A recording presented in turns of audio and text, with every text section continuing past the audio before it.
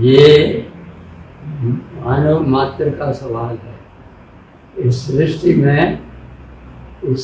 में हमको मानव की तरह कुछ देखना है। तो क्या है कि हम जब इस भूमि पे जन्म लेते हैं तो हम क्या देखते हैं? हम बड़ा लंबा चौड़ा आकाश देखते हैं, जिसका कोई आर पार नहीं है, इसकी कोई सीमा नहीं है, यह असीम है, अनंत है और हमेशा ये रहता है। उस आकाश में कई ग्रह नक्षत्र तारे हमको दिखाई देते हैं। उनमें एक सूर्य परिवार है, ये हमारे सूर्य नारायण है। ये इस परिवार के केंद्र में यही हैं। इस केंद्र में बेटे, हर एक परिवार में बेटे पोते होते हैं। इसी प्रकार इस सूर्य परिवार में 9 बेटा बच्चे 9 ग्रह हैं। सबसे नज़दीक जो ग्रह है वो है शुक्र ग्रह। उसके बाद थोड़ी दूरी पर ग्रह है वो है बुध ग्रह है। उसके आगे और दूरी पर जो है वही हमारी पृथ्वी माता है। उसके आगे जाते हैं तो मंगल ग्रह है। मंगल के आगे चलते हैं तो बृहस्पति ग्रह विशाल का है। उसके आगे बड़ा विशाल का शनि ग्रह है। उसके आगे 3 ग्रह हमारे आधुनिक विद्वानों ने, वैज्ञानिकों ने और बताए हैं। वो है नेपच्यून और यूरेनस और प्लूटो। तो क्या है कि जो सूर्य के नज़दीक ग्रह हैं वो तो सूर्य का ताप इतना भयंकर होता है कि वहाँ कोई ठहर नहीं सकता, वहाँ जो भी रहता है वो भस्म हो जाता है। मगर प्रभु ने सूर्य से इतनी दूरी पे इस पृथ्वी को रखा है ताकि यहाँ जीव सृष्टि रह सकती है। जीव सृष्टि का निवास इस धरती पर ही होता है।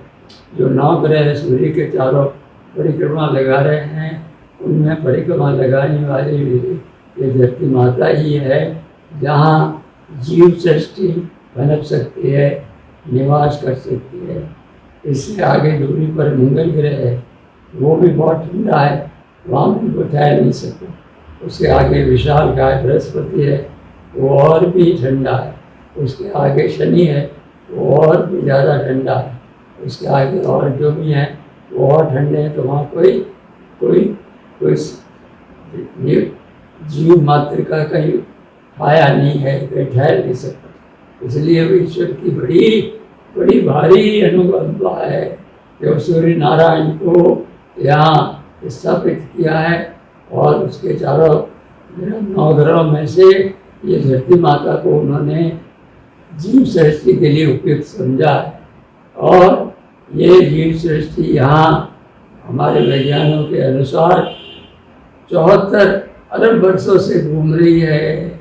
सूर्य के चारों में उसी स्पीड से घूमती है, उसी स्पीड से ये चल रही है और तब से इस सृष्टि पर जीव रह रहा है। अब उस जीव में ईश्वर ने जो इस धरती को बनाया है, ये पहले सूर्य का एक टुकड़ा था, वो ठंडा होके बीच में तो सूर्य का वही गर्मी रही और चारों तरफ लावा हो गया। लावा ऊपर से जब ठंडा हुआ तो ठोस होने पर ये ऊपर धरातल बना। तो धरातल में भी 2 भाग हो गए। एक भाग में तो जल आ गया और दूसरे भाग में थल आ गया। अब तीनों जगह जीव सृष्टि रह सकती है। अब तीनों जगह जीव सृष्टि का भगवान क्या करते हैं कि निवास बनाते हैं, उनके रहने के लिए उनका जीवन यहाँ शुरू कर देते हैं। अब जल लीजिए, जल में छोटी से मच्छियों से लगाकर बड़े बड़े मगरमच्छ, बड़े बड़े विशालकाय ये जीव जल में ही रहते हैं, उनको बाहर निकालो तो मर जाते हैं। तो वहाँ लाखों योनियों के जीव हैं जो समुद्र में रहते हैं, पानी में रहते हैं। उसके ऊपर ये धरातल आता है। ये धरातल पर तरह तरह के ये प्राणी हैं, घोड़ा, गधा, ऊँट, मकड़ी, ये सारी चीज़ें हैं। उसके बाद वायुमंडल आता है, इसमें उड़ने वाले पक्षी हैं, वो पक्षी भी लाखों तरीके हैं। अब भगवान ने ये सब बना दिया और जीवों के अनुसार उनकी जीवन शैली भी निर्धारित कर ली कि घोड़ा है इतने बड़े जिएगा, इस तरह से खाएगा, इस तरह से पिएगा। शेर है उसके लिए भी निर्धारित कर दिया, ये इस तरह से जीवों को मार के खाएगा, इस तरह से करेगा। इसी तरह से चिड़िया का भी निर्धारण किया। चिड़िया भी अपना पैदा होने के बाद अपना प्रणय अपना वर ढूंढेगी, वर ढूंढ के दोनों प्रणय में रहेंगे। प्रणय में वो जब अंडा देने का टाइम आएगा तो दोनों चिड़ा चिड़ी मिलके घोंसला बनाते हैं। अब देखो किसने सिखाया घोंसला बनाने का? ये प्रभु ने सब जीवों को उनके अनुसार बुद्धि दी है, वो वैसा जीवन जीते हैं। अब उन्होंने सुंदर बढ़िया जब घोंसला तैयार होता है तो उसी वक्त वो अंडा देती है। अंडा पकती है तो दोनों मिलके उसको पकाते हैं, वो फूटता है और उसमें से पंछी निकलता है, उसको वो दाना ला के मुंह में चौंक खिलाते हैं। ये प्रक्रिया किसने सिखाई? भगवान ने। तो सृष्टि में जितने 84 लाख योनियाँ हैं उनमें सबको भगवान ने अपना दायरा बता दिया कि तुम इस तरह से जियोगे, तुम इस तरह से रहोगे।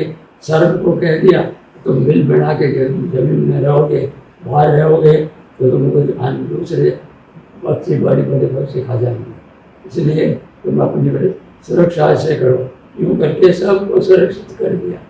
मगर उनमें मैकेनिकल टाइप जीवन है उनका, उनको जैसा जीवन बता दिया बस वो जीते हैं।